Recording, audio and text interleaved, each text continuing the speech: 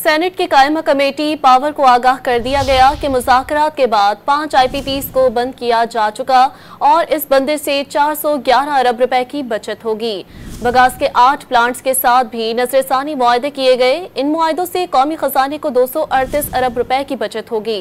मजीद जानते हैं don news के नुमाइंदे ताहिर शिरानी हमारे साथ लाइन पर मौजूद है। ताहिर, बताइएगा मजीद क्या तफसीलात हैं?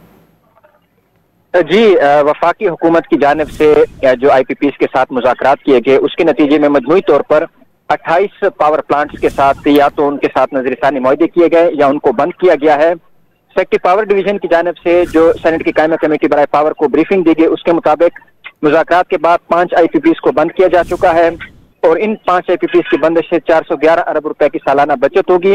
इसके अलावा बिगास के 8 पावर प्लांट्स के साथ नजरसानी मुआहदे किए गए और इन मुआहदों से कौमी खजाने को 238 अरब रुपए की बचत होगी और बिगास पावर प्लांट्स के डॉलर्स पर मबनी मुआहदे खत्म किए गए हैं।